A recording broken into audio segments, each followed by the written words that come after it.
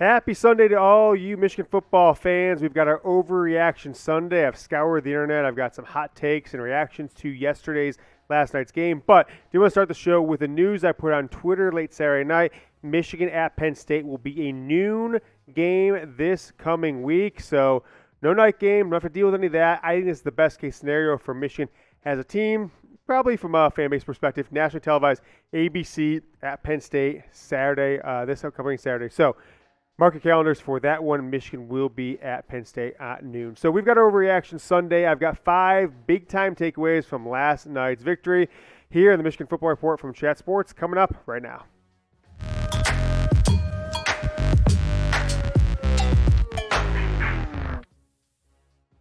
I hope you slept well last night after a 29-7 victory over the Indiana Hoosiers in a game that Michigan controlled the entire time. Really, I would say like the 60 full minutes of the game, maybe give or take a moment or two here or there, but never really felt like they had it all going on, but never felt like they were in any danger of losing. So you consider it kind of a blowout, but 29-7 is kind of, as boring of a game as you can get. So my first overreaction from yesterday, or at least I'm seeing from you guys, I do believe this one is to be the case, is that the red zone offense from this program, from this team, is just not good. It's not cutting it. It's been the same all year. It's been the same throughout the entire Josh Gattis tenure. The offense does not exist from a passing perspective to the wide receiver position when they get inside the red zone with Gattis as offensive coordinator. Doesn't matter if Cade McNamara is there or J.J. McCarthy is your quarterback. So we're going to talk more about what happened in the red zone last night, but I want to ask you guys this question. We're 9 games into this season. He had 13 games in 2019, 6 games last year. So do a quick math. 28 games from Josh Gattis that he has been the offensive coordinator for this program. I don't think he is getting the job done or is the man that can take Michigan to the next level, but let me know your thoughts. Will Josh Gattis return in 2022 as Michigan's offensive coordinator? If you didn't watch the show last night, we've changed his name. It's no longer Gattis, it's FGattis, because the field goal at the beginning of the name. Type Y if yes, type N for no. I'm going to go for no. I think he is proven he's not going to be a championship-level offensive coordinator. As such, Michigan needs to find new blood. And they did at the tight end position last night, right? Erick All didn't get to play. He was injured against Michigan State. Most people thought he was going to play, but he ended up not playing, so Luke Schoonmaker gets the start and has himself a hell of a ball game. Now, he didn't tear it up from a yards perspective. 3 catches, 21 yards, but where it counted, the only 2 passing touchdowns Michigan had yesterday, both from Cade McNamara to Luke Schoonmaker, the backup tight end, with 2 touchdowns. Now, J.J. McCarthy got himself not a crunch time, but an important drive in the third quarter when it turned out Cade McNamara actually got hurt. McCarthy for the day, 5 of 10. He was in at the end. He was in prior to that, like a 3rd and 18 where they had him throw a dump-off pass. But in general, was probably his worst performance as a Wolverine, I guess, from play perspective. We know that the fumbles against Michigan State, but he did have a couple spectacular plays in that game as well. This game, nothing too spectacular. Michigan as a team, nothing too spectacular, especially on 3rd down, 3 of 12 on the day. From a third down perspective, that won't get it done next week, noon against Penn State. Certainly not against Ohio State in 3 weeks from now at home. Thanksgiving weekend at the Big House. Now, 6 trips to the red zone tonight, 2 touchdowns.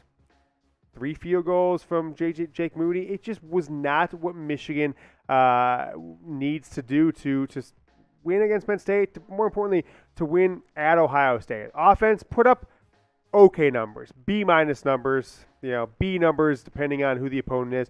223 yards passing, 188 rushing. That was all Hassan Haskins since Blake Corum got hurt early, and Donovan Edwards did not play. 411 yards of total offense. Look, it wasn't pretty. It wasn't beautiful. But they got the win in November. Michigan improves to 8-1. Doesn't happen every year. So if you love the win, hell, if you like the win, let's get to the Go Blues going in the comments. The Penn State fans trolled the hell out of us last night. I had to wake up at like 5:45 in the morning and delete a bunch of comments because they were just, let's find a YouTube video and spam it. And that works. So make sure we represent here at Michigan Football Report in our own comments. Type Go Blue in the comment. If you see anybody talking trash, so Penn State fan, reply to them with a Go Blue. Make sure they feel as unwelcome as possible.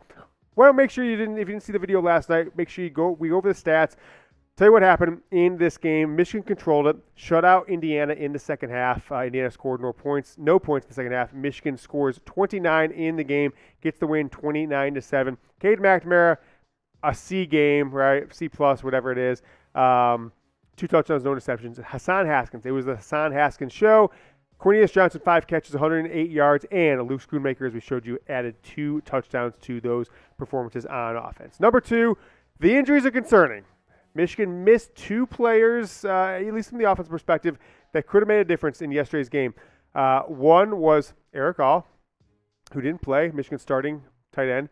Third-string freshman running back, Donovan Edwards. Now, he normally doesn't get a ton of playing time, but could have last night because Blake Corum got hurt in the first quarter and did not return, actually came back to the sideline in street clothes. But then the third quarter hit, and Michigan had a boatload of potential injuries, right? Andrel Anthony, as far as I saw, he did not return to the field, let alone to the game. A.J. Henning, Cade McNamara did return to the game, and then G-Mon Green got hurt as well. But Andrel Anthony did post this on Instagram, all right? I'm going to read it off my phone here, so give me a moment. He says that if you're squinting on your phone like I was, minor setback for a major comeback, coming back even harder, 100 world trust. That's a Baltimore Ravens thing. Like, it's going to happen, right?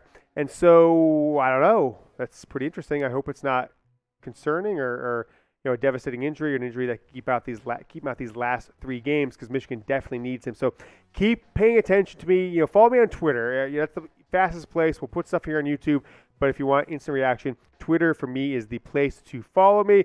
And if you want to bet on NFL games today, BetUS is the place for you to do that. Chatsports.com/GoBlue is the URL. If you go to that, they can track where you came from. Just deal with it. It's the internet. Use that promo code GoBlue when you make your deposit. 125% deposit bonus. Put some money on the NFL games today. A little Monday Night Football, Michigan, Penn State. Stay on this one for a second, Jack. I'm going to read off my bets for the NFL today. I got the Broncos +10 versus the Cowboys. Panthers +4 versus New England at home. I got the Chargers, Eagles over 50. Jack's booing me. He's a New England guy. Texans +6.5 at Miami, and the Falcons +6 at New Orleans. I'm basically going all underdogs there, Jack, and 1 over 50. So those are my bets. I am number 1 in tied for number 1 was like 23-17 in the Chat Sports pool. I make all my bets with BetUS, chatsports.com/GoBlue. Promo code GoBlue. All right, predict the score for this one coming up. Michigan will be on the road versus Penn State. Coming into this video, they're number 7. I'm guessing they're going to pop to number 6, but who knows? Michigan State lost.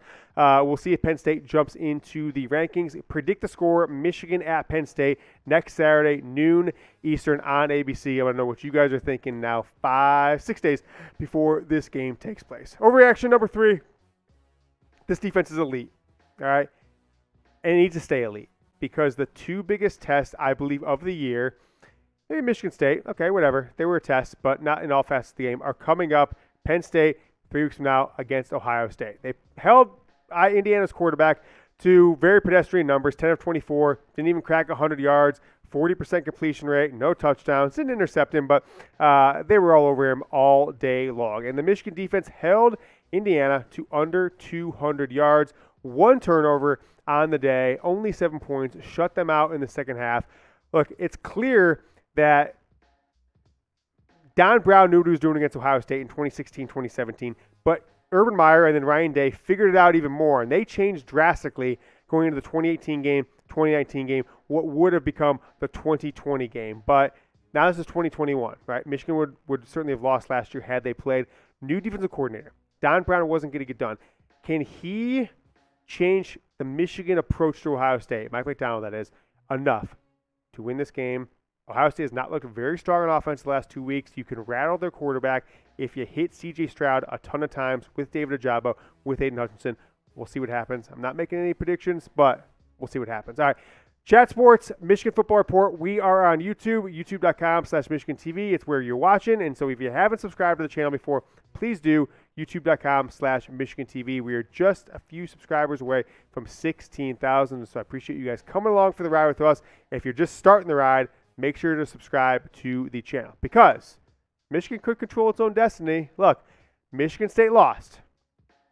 I don't know anyone with a rational mind that thinks that Michigan State in 2 weeks from now is going to go into Columbus and beat Ohio State. So if that doesn't happen, if Michigan State goes in, loses to Ohio State, Michigan State, as long as Michigan does, Michigan-Ohio State, as long as Michigan holds up their end of the bargain and beats Penn State, then beats Maryland, 2 straight road games, then That game on November 27th is for all the marbles in the Big Ten East and potentially a shot at the college football playoff. So if you want to see where Michigan is ranked on Tuesday night, Chat Sports, our holding company, our parent company, the brand that writes the paychecks here, we will be broadcasting live 8:45 Eastern. It's 2 hours later this week because there's some basketball going on.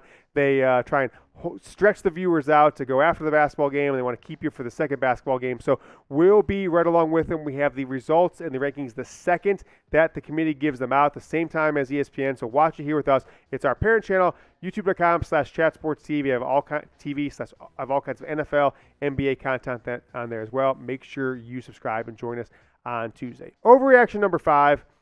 Can Jim Harbaugh put together a special season? Can he go into a final game of the year at home for the first time? Remember, 2016, 2018, special seasons. They went on the road, they lost, didn't turn out to be so special. Can Harbaugh beat Penn State? This road game is so big because this Penn State team will probably be ranked in the top 25. We'll see what the point spreads are when they come out later today. I'm guessing Michigan is favored by 1 or 2 points now that it's not a night game or won't end as a night game because of the time zone change that happened, or the daylight savings time. This is a big game, folks. I really need Jim Harbaugh to win this game for me to continue to support him as coach, to not lay off, to continue to lay off any of the Harbaugh hot seat considerations. It's coming up this Saturday. This is the one that matters for the season.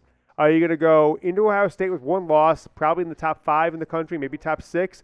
Maybe hell, upsets can happen. It could be top 4.